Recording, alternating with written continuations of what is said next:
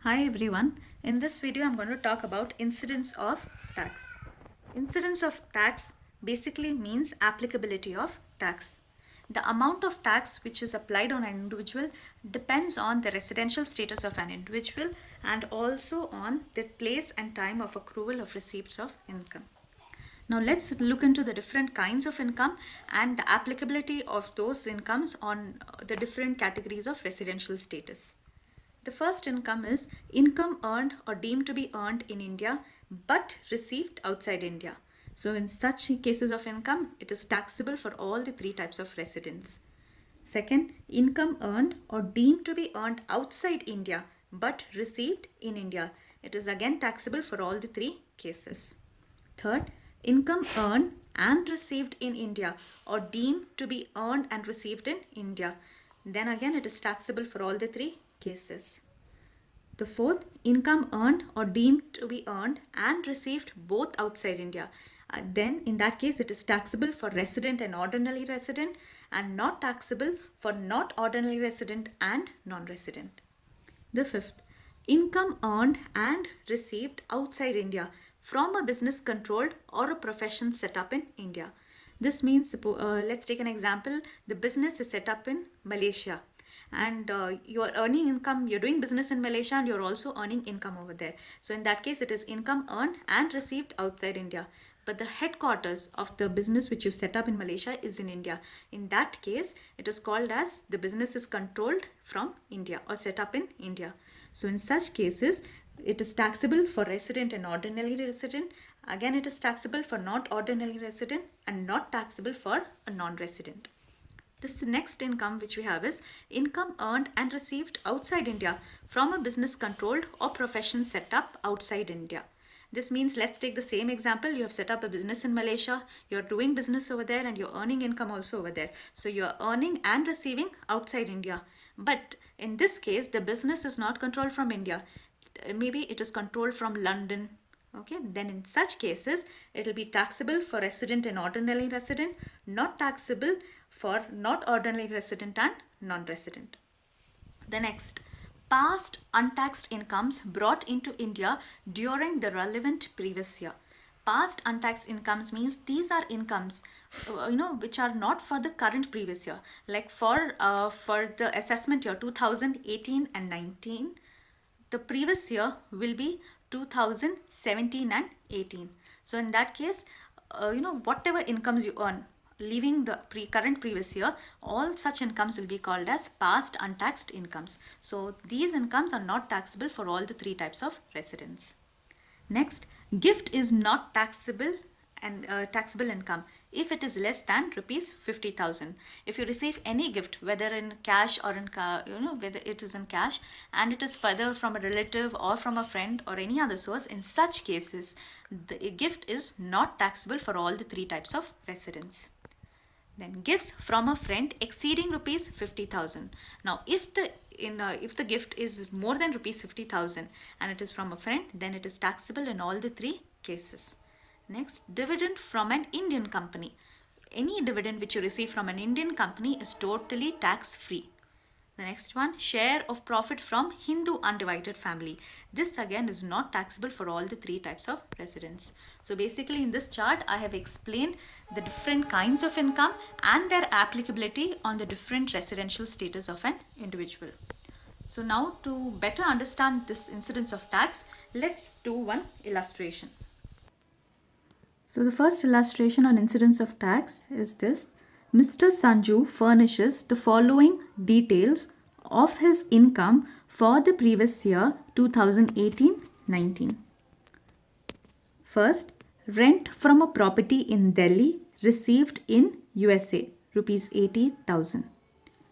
Profit for the year 2016-17 of a business in USA remitted to India during 2018-19, not taxed earlier, rupees 75,000.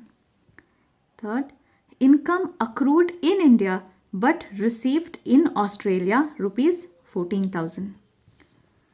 Fourth, income from profession in China received there. The profession was set up in India, rupees 12,000. Next, dividend paid by an Indian company received in Canada, rupees 56,000.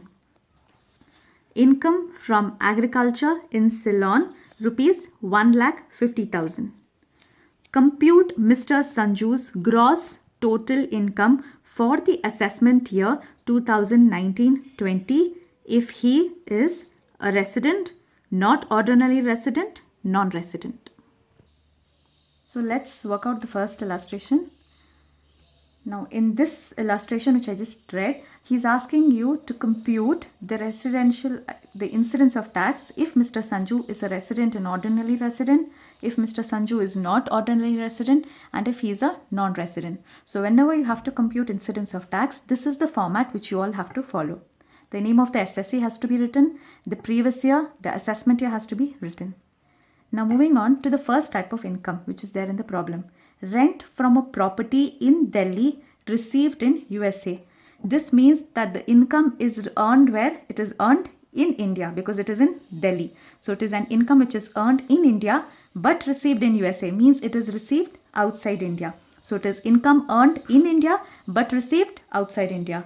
For this, if you just look into the chart which I just explained, see the first point, income earned or deemed to be earned in India but received outside India. So it is taxable for all the three cases. So the amount of 80,000 has to be written for all the three cases. It is taxable. So whenever it is taxable, the entire amount has to be written. Now moving on to the second point. Profit for the year 2016-17 of a business in USA remitted to India during 2018-19, not taxed earlier, rupees 75,000. Now if you say your previous year is 2018-19, but then this income which is shown over here is related to the previous year 2016-17. So it is not the previous year's income. It is, earlier years preceding the previous year. So in such cases, this is called as past untaxed income. It is also given as not taxed earlier. So it is past untaxed income. Now, if you see in the chart which I just explained, see the 7th point, past untaxed income brought into India during the relevant previous year. It is not taxable for any of the residents. So I have to write over here past untaxed incomes and write it as not taxable, not taxable, not taxable. The next, income accrued in India but received in Australia. The word accrued means it is earned in India but received in Australia means it is received outside India. So it is income earned in India but received outside India. Again, if we look into the chart, income earned or deemed to be earned in India but received outside India, the first point. So it is taxable for all the three types of residents.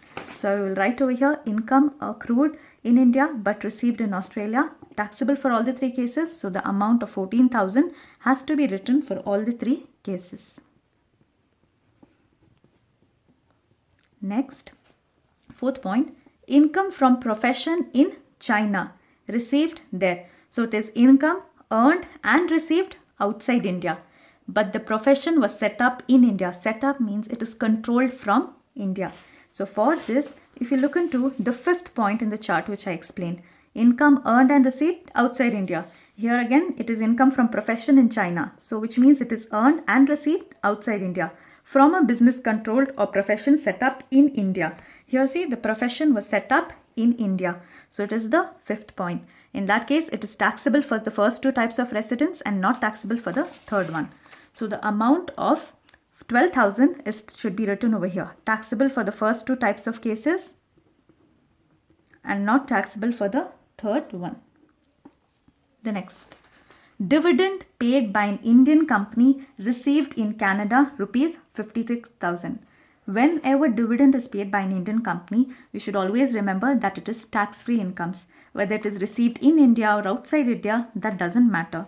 Again, for this, if we look into the chart, dividend from an Indian company, the 10th point, see, it is tax-free for all the three types of residents. So we will write over here, dividend paid by an Indian company received in Canada, it is tax-free for all the three types of cases. The last point, income from agriculture in Ceylon rupees 1,50,000. See, we need to always remember that agricultural income from India or in India is exempt from tax. But agricultural income from anywhere outside India, it is taxable. So if you see over here, it is income from agriculture in Ceylon, which means it is earned outside India. Nothing is given as to where the amount is received. So we assume that it is earned and received both outside India. Now, if we look into the chart, look into the fourth point, income earned or deemed to be earned and received both outside India. In that case, it is taxable for the first one and not taxable for the other two. So the amount of 1,50,000 income from agriculture in Ceylon has to be written, then taxable for the first one. So 1,50,000 has to be written over here and not taxable for the other two types of residents. After we do this, okay, we need to write in the last column as gross total income. Total the columns, individual columns, okay. So the first column total will be 2,56,000. The second column total will be 1,06,000. The third column total would be 94,000. So the gross total income for resident and ordinary resident is 2,56,000. For not ordinary resident, the gross total income is 1,06,000, and for a non-resident, the gross total income is 94,000.